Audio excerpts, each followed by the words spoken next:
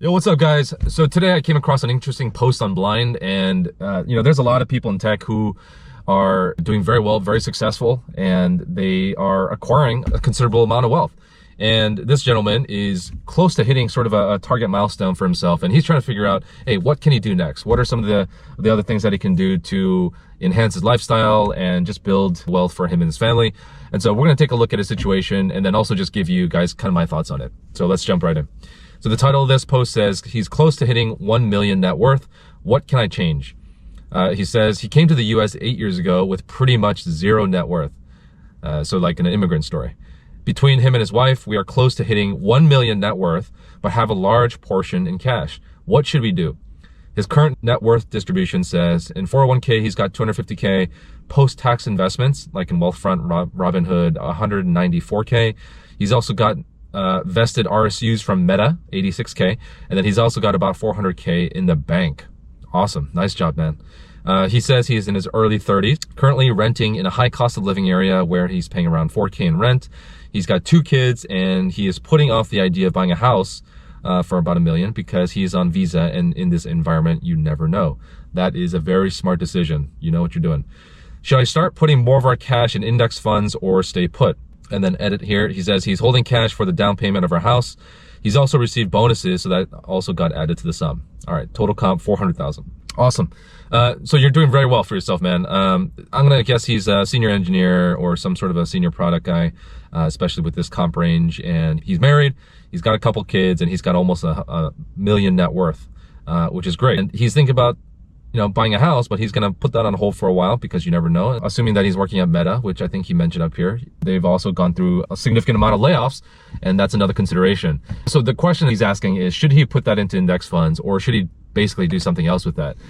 And in this environment right now at this time, which is what, February 2023, I would say that the best thing to do is hold cash. And the reason why I think that is the Fed is continuing to raise interest rates. Inflation hasn't really gone down.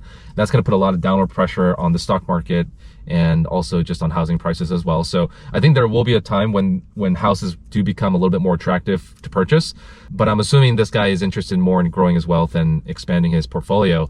And in which case, I think it's important to have a decent sized cash position, which I think he mentioned. He said he's got about $400,000 in cash that he could deploy into the market at any time.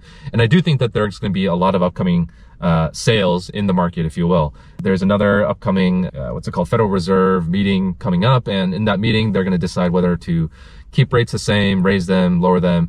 And, I think that's a pretty good chance that they're going to keep them at the 0.25%, or maybe even raise it. And I think that's because there just hasn't been enough traction and enough downward pressure on inflation, and that needs to come down. So, I think that's going to put some downward pressure on the market. There's going to be a lot more deals to be had, and there's going to be a lot of the stuff on sale. And I would say be ready for that and have a lot of your position on cash on standby so that you can deploy that at will. Now, it might take a little bit of time. We don't know exactly when the market's going to bottom out. I would say 2023 is probably a good time to take advantage of that opportunity. And so don't worry about the value of your savings getting hit by inflation, because I think from a timing perspective, the opportunity will come sooner than later.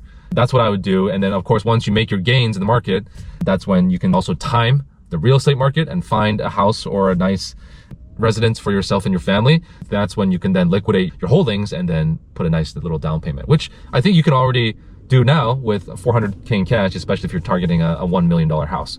But that's what I would do. People who are single versus people with families is a little bit different situation.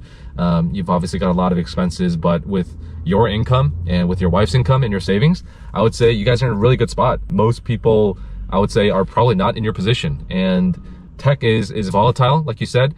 There's still a lot of uncertainty, and you never know when you might go. But I would say that you're in a pretty good situation, and you have more than enough cash to offset your living expenses if something else happens. Long story short, I would say best thing to do right now, stay in cash, build up those reserves, and when the timing is right and you feel that the market has bottomed out, that's when you pile on, and you can make some significant returns that way.